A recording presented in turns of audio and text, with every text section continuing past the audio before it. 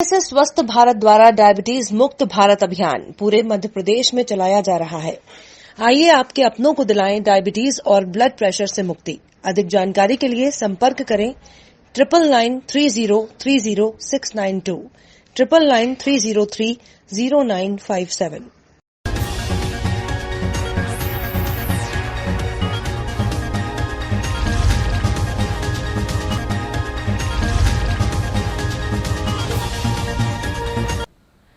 नमस्कार, आप देख रहे हैं स्टेट टुडे न्यूज और मैं हूं आपके साथ हर्षिता। आइए करते हैं कुछ खास खबरों की शुरुआत। लॉकडाउन के तीसरे दौर पर प्रदेश सरकार द्वारा सैलून दुकानों को खोलने के आदेश जारी होने के बावजूद जिला प्रशासन द्वारा दिशा निर्देश नहीं दिए गए।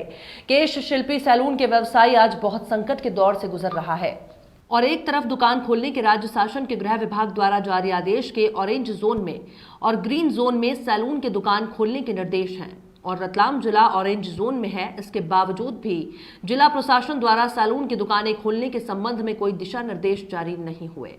इस समस्या को लेकर अखिल भारतीय युवा सेन समाज द्वारा राष्ट्रीय उपाध्यक्ष और पूर्व केश शिल्पी बोर्ड डायरेक्टर अतुल गौड़ के नेतृत्व में जिला अध्यक्ष राकेश सेन, सुजापुर पिपलौदा नगर अध्यक्ष रमेश परमार, जिला प्रवक्ता गौरव टांगवाल द्वारा मुख्यमंत्री के नाम पिपलौदा तहसीलदार को एक ज्ञापन सौंपा गया। आज बड़ा दुख का विषय है, जिला प्रशासन के द्वारा सैलून की दुकान खोलने के लिए कोई स्पष्ट दिशा निर्देश नहीं दिए हैं, जहां पर हमारा सैन बंधु गुमराह हो रहा है, परेशान हो रहा है। पेपर के माध्यम से गृह मंत्रालय ने स्पष्ट निर्देश दिए हैं कि आप ग्रीन जोन में और ऑरेंज जोन में सैलून की दुकान खोल सकते हैं। बाकी जिला प्रशासन के द्वारा कोई स्पष्ट दिशा निर्देश नहीं है और संपर्क करने पर भी उन्होंने कोई दिशा निर्देश जारी नहीं किए हैं। इसका सैन समाज में गहरा रोष व्याप्त है और इसी को लेकर आज हमने ज्ञापन दिया है। निश्चित तौर पर जल्दी से जल्दी इस समस्या का निराकरण करें। धन्यवाद। जय हिंद, जय भारत। उनकी इस घड़ी में देश बहुत ही विकट परिस्थिति से गुजर रहा है। सेन समाज शासन के साथ कदम से कदम मिलाकर खड़ा है, लेकिन शासन को भी इस समाज की ओर ध्यान आकर्षित करना चाहिए तथा उसे कुछ आर्थिक सहायता एवं सैलून की दुकानें खोलने एवं ना खोलने के लिए आवश्यक दिशा निर्देश देना चाहिए। इसी कड़ी को देखते हुए हमारे राष्ट्रीय उपाध्यक्ष श्री अतुल जी गौड़ द्वारा माननीय मुख्यमंत्री जी, माननीय सांसद महोदय सुधीर जी गुप्ता, माननीय क्षेत्रीय विधायक जी राजेंद्र जी पांडे को पत्र द्वारा अवगत करवाया एवं उन्होंने इस ओर अनुशंसा की। मैं उनका हृदय से आभार व्यक्त करता हूं और सेन समाज पिपलौदा एवं अखिल भारतीय युवा सेन समाज जिला रतलाम की ओर से उनका आभार व्यक्त करता हूं। गौरव टाकवाल, जिला मीडिया प्रभारी, अखिल भारतीय युवा सेन समाज जिला रतलाम। बड़ा मल्हरा नगर में कल रात में विवाद में एक 28 वर्षीय युवक मोहित वाजपेयी की हत्या कर दी गई। हत्या के कारणों का खुलासे के लिए पुलिस जांच में जुट गई है। पुलिस ने 2 आरोपियों को कुल्हाड़ी समेत गिरफ्तार किया है। हत्या के बाद नगर में सनसनी का माहौल है।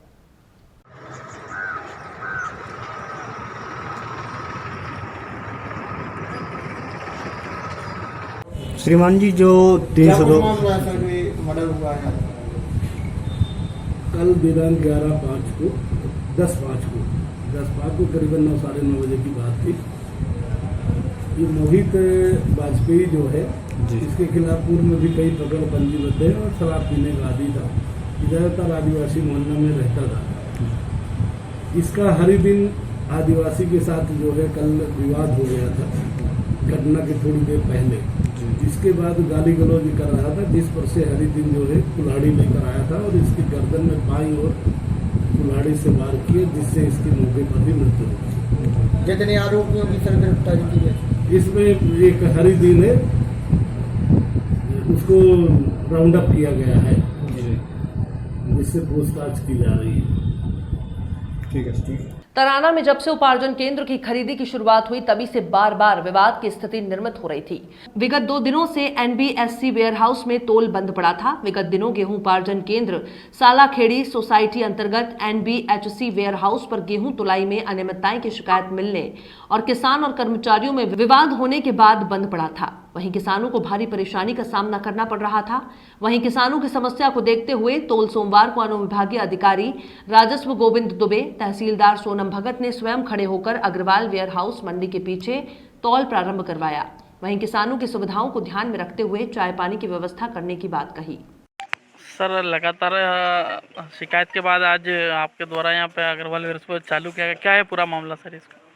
ये सालाखेड़ी सोसाइटी जो है NBSC गोदाम स्तरीय खरीदी कर रही थी जी। उसमें कुछ इश्यूज आए थे जिसके कारण से उन्होंने खरीदी बंद करने का निर्णय लिया था, मुझे अवगत कराया था।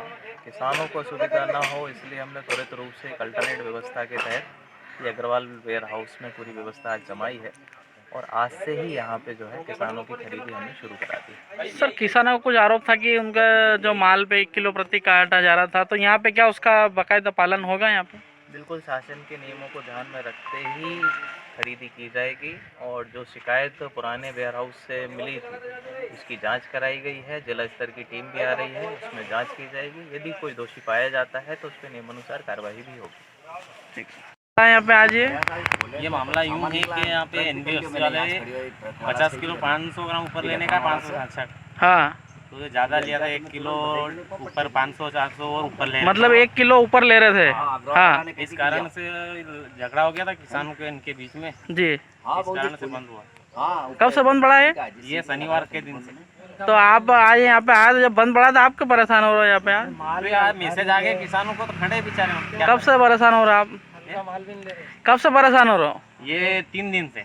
3 दिन से परेशान हो रहा हो। कैसा काम खरीदते हैं? मनावर में लॉकडाउन के पालन में फल सब्जी विक्रेता मुसीबत का सबब बने हुए हैं। वहीं विक्रेताओं द्वारा जगह जगह हाथ ठेले करके भीड़ जुटाकर सोशल डिस्टेंसिंग की धज्जियां उड़ाई जा रही हैं। गौरतलब है कि पूर्व में मनावर में 30 से 40 फल सब्जियों के ठेले रहते थे। वर्तमान में लॉकडाउन में बेरोजगारी के चलते 200 से 250 फल वाले ठेले दुकानें लगाने लगे हैं। जो देखा वो ठेले पर सब्जी रखकर बिना अनुमति के बेचता नजर आ रहा है। प्रशासन ने भी इसे अपनी कमाई का जरिया बना लिया है। धड़ल्ले से इनके चालान काटकर कमाई की जा रही है। इन फल सब्जी विक्रेताओं के लिए नियम है कि इन्हें सुबह 7 से 11 के बीच में विभिन्न वार्ड और गली मोहल्ले में अपनी फल सब्जी चलित अवस्था में बेचना है। लेकिन ये नगर के VIP चौराहे, गांधी चौराहे, क्रांति चौपाटी, सिंघाना रोड, धार रोड पर इनकी बड़ी संख्या में दुकानें सजाई जा रही हैं।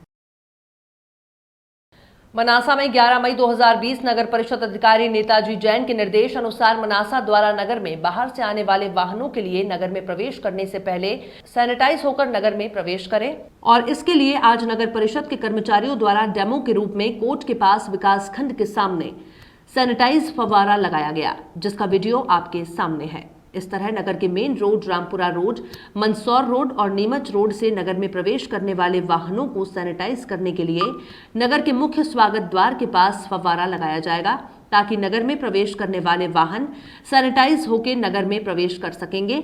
नगर परिषद द्वारा नगर को सुरक्षित और नगर के नागरिक सुरक्षित रहें, इसके लिए ये व्यवस्था की जा रही है।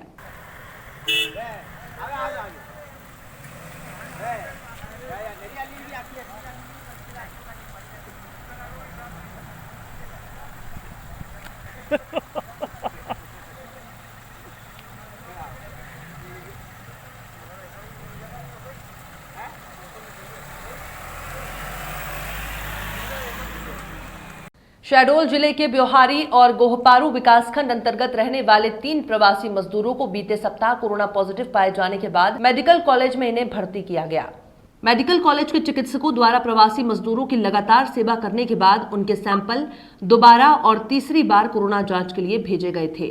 प्रथम बार को छोड़कर बाद में भेजे गए सभी सैंपल कोरोना नेगेटिव पाए गए। यही नहीं, लगातार उपचार करने के बाद कोरोना वायरस संक्रमित तीनों मरीज अब पूरी तरह से स्वस्थ हो चुके हैं।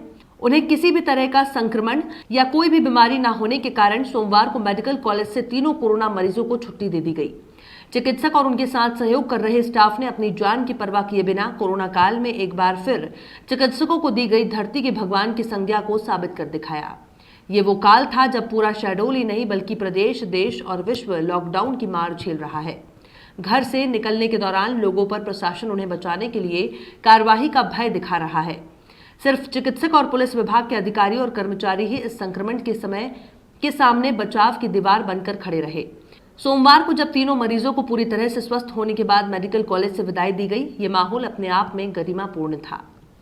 हाँ, सबसे पहले मतलब 27 अप्रैल को जो 2 मरीज डिटेक्ट हुए थे जो बाहर से आए थे और उनकी रैंडम टेस्टिंग में जो अपने जिला चिकित्सालय और हमारी टीम ने किया तो रैंडम टेस्टिंग में वो लोग पॉजिटिव पाए गए। तत्काल उनको यहाँ लाया गया और 27 से मतलब हमारे यहाँ पहले सेट ऑफ पेशेंट आए। फिर दोनों के साथ में एक जो लड़की थी 15 साल की, उसकी माता जी भी क्लोज कांटेक्ट में रही तो दूसरे दिन उसको भी लाया गया। फिर उस दिन दूसरे दिन मतलब 28 तारीख को ब्यौहारी में एक बुढ़ी माता जी कुंवर बाई जहाँ तक नाम है, वो भी बाहर से आई थी और सागर के किसी जिले के अंदर से आई थी जो भी रैंडम टेस्टिंग में पॉजिटिव पाई गई। उसमें थोड़े सिम्टम्स थे, खांसी और हल्का बुखार, वो आए गए। उसके बाद में 4 और सस्पेक्ट लाए गए। तो शुरू में 3 लोग हमारे पॉजिटिव थे, बाकी जो सस्पेक्ट्स थे वो उनको हल्का बुखार खांसी रही लेकिन उनके टेस्ट नेगेटिव आई। उसके बाद लगातार इनका उपचार चलते रहा। जो प्रोटोकॉल है उस प्रोटोकॉल के अनुसार गवर्नमेंट ऑफ इंडिया का वही दवाइयाँ दी गई, ऑक्सीजन दी गई और राउंड द क्लॉक उनका ऑक्सीजन लेवल का मॉनिटरिंग किया जाता है देखने के लिए कहीं कम तो नहीं हो रहा है।